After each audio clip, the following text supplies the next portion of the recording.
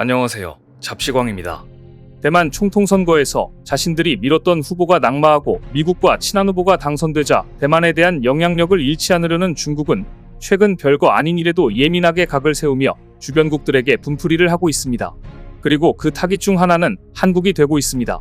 최근 중국 공항 검색대를 통과하던 한국인이 세관에 끌려가고 억류당하는 황당한 일이 발생했는데요. 일단 한국인이면 붙잡으라는 명령이 없고서야 이런 일이 어떻게 발생할 수 있는지 의문입니다. 황당한 중국의 한국 대리기, 그 배경과 현실 자세히 알아봅니다.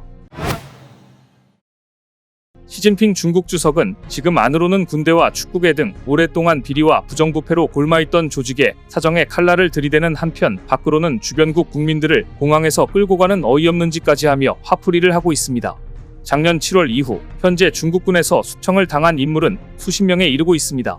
로켓군에 대한 대대적인 비리 척결에 착수해 로켓군 사령원을 지냈던 리위차오 저우야닝 등 핵심 인물들이 숙청당한 것은 물론 이번에는 중국 로켓기술연구를 주도해온 왕샤오진 운반 로켓기술연구원장을 해임하고 주요 인물들이 대거 숙청당해 여전히 피바람이 불고 있습니다. 이럴 때 중국 인민들의 시선을 밖으로 향하고 애국심을 고취할 수 있는 중요한 수단이 축구인데 하필이면 중국 축구대표팀은 아시안컵에서 졸전을 거듭하다 결국 예선 탈락이라는 참담한 결과까지 안기고 말았습니다. 그런데 중국 대표팀은 이번 아시안컵에서 조별리그 1승도 거두지 못하고 16강 진출에 실패한 것도 모자라 또 하나의 굴욕적인 기록을 달성했습니다. 타지키스탄과의 1차전 경기를 관람한 팬은 4,001명에 불과했습니다. 이것은 이번 아시안컵 개막 이후 가장 낮은 관중수를 기록한 것이었습니다. 이번 카타르 아시안컵은 중국 대표팀에게 너무나도 굴욕적인 대회 중 하나로 남게 됐습니다. 개최국 카타르를 포함해 타지키스탄, 레바논과 함께 A조에 묶이며 어렵지 않게 16강 진출에 성공할 것으로 예상됐지만 뚜껑을 열어보니 타지키스탄과의 1차전에서부터 90분 내내 밀리며 무승부를 거뒀고 레바논과의 2차전 역시 최악의 경기력으로 승점 1점에 그쳤습니다. 그러더니 1승도 거두지 못하고 예선 탈락을 하고 만 겁니다. 그러자 실력도 인기도 없는 중국 축구 대표팀에 실망한 나머지 관중조차 최소 인원을 기록 굴욕을 당하고 만 것인데요. 중국 축구의 수준을 높이려면 일단 축구계 내부의 승부 조작과 뇌물 등 부정부패부터 뿌리 뽑아야 한다는 목소리가 높지만 이것이 실현되려면 아주 오랜 시간이 걸릴 듯 싶습니다. 하필이면 아시안컵이 한창인 지금 또 하나의 역대급 비리 소식이 전해졌는데요. 천시위안 전 중국 축구협회 회장이 150억 원 규모의 뇌물수수 혐의를 시인한 겁니다.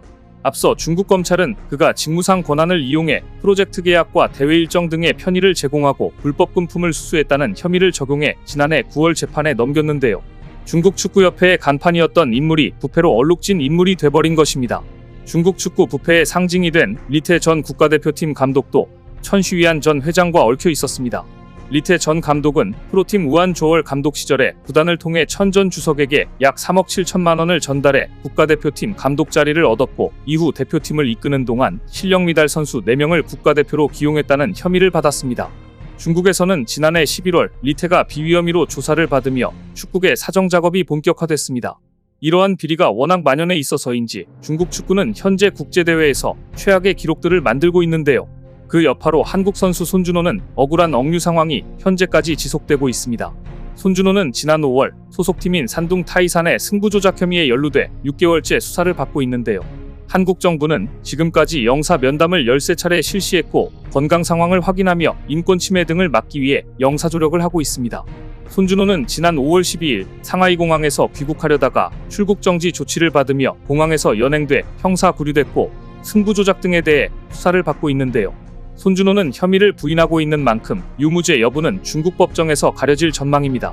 만일 무죄로 나온다면 죄 없는 선수를 장기간 억류해 놓았다는 비난을 피해갈 수 없을 듯합니다.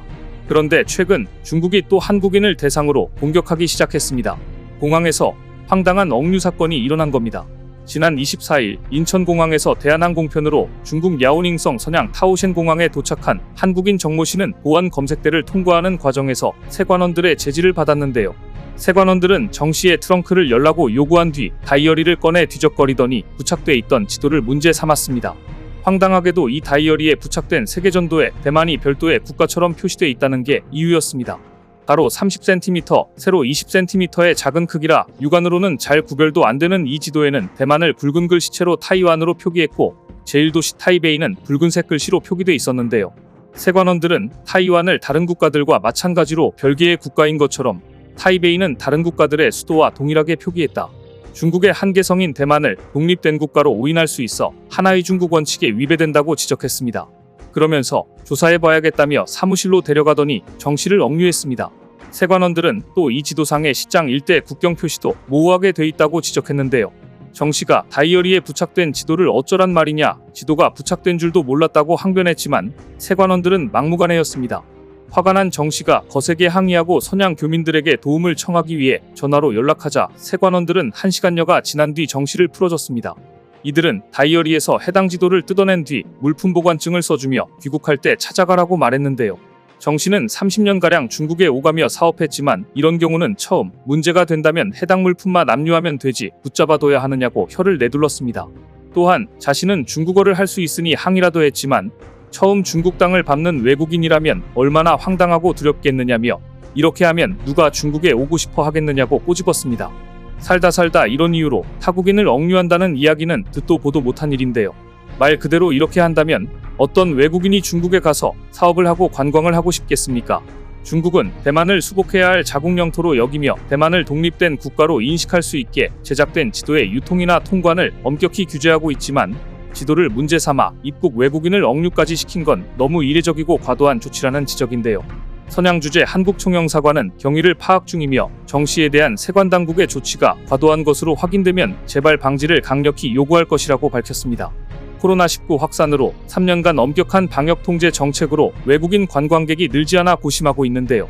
작년 상반기 외국인 관광객은 코로나19 발생 이전인 2019년 같은 기간 대비 5.5% 수준에 불과했을 정도로 급감했습니다. 그래서 외국인 유치를 위해 비자 면제 혜택을 주고 미국인 비자 발급 절차 간소화, 한국 등 12개 국가에 대한 비자 수수료 25% 감면 등 안간힘을 쓰고 있는데 한쪽에서는 세관원들이 이러고 있으니 정씨가 겪은 일들이 다른 관광객들에게도 계속 일어난다면 아무리 우호적인 조치를 내놔도 백약이 무효일 겁니다. 그럼 대체 중국은 왜 이렇게 황당한 짓을 하면서 대만에 대해 각을 세우는 것일까요? 최근 대만 언론들이 보도한 내용에 힌트가 있습니다. 대만 언론들은 대만이 매년 발표하는 중국 군사력 보고서를 인용해 중국군이 합동봉쇄와 화력 타격에서는 능력을 갖추고 있지만 대만 해협이라는 천연 방벽으로 인해 상륙수단과 보급 능력은 부족하다고 설명했습니다. 대만 해협이 영국 해협보다 폭이 3배 이상 넓어 제2차 세계대전 당시 연합군의 프랑스 노르망디 상륙작전 때보다 더 많은 대규모 병력과 선박이 필요해 대만 상륙작전이 상대적으로 난도가 매우 높다는 것입니다. 또한 대만 해안가에 설치된 많은 굴 양식장 등에 수중기뢰를 설치할 경우 상륙작전이 상당한 애로를 겪을 것으로 내다봤습니다. 이처럼 중국군은 지금 대만 상륙작전을 감행할 압도적 군사력을 갖추지 못하자 초조해하는 가운데 그럼에도 대만은 자기네 영토라고 끊임없이 주장하며 주변국을 위협하고 있는 것으로 분석됩니다. 중국의 과민 반응은 얼마 전 있었던 이 사건에서도 드러났습니다. 2018년부터 리그 오브 레전드 챔피언스 코리아의 공식 중국어 중계 서비스를 독점 제공해온 중국 온라인 게임 플랫폼 후야가 돌연 정규리그 중계를 중단한 사건이 그것입니다. 그 배경에는 한국 e스포츠 팀인 젠지가 SNS에서 대만을 국가로 언급한 게 이유로 추정되고 있는데요. 중국 롤 커뮤니티는 젠지의 게시물에 즉각 반발했고 젠지는 해당 게시물을 삭제하고 사과했지만 반발이 사라지지 않자 다시 사과했습니다. 그럼에도 중국 게임 플랫폼은 리그 오브 레전드 중국 중계를 중단하고 말았던 것입니다. 이처럼 중국은 지금 대만과 관련된 일이라면 작은 일에도 발끈하는 등 예민함의 극치를 보여주고 있는데요. 오히려 이런 모습이야말로 대국의 면모를 잃은 초조하고 불안한 중국의 지금 상황을 대변해주고 있습니다. 오늘 준비한 소식은 여기까지입니다. 댓글을 통한 여러분들의 많은 의견 기다리겠습니다. 시청해주셔서 감사합니다.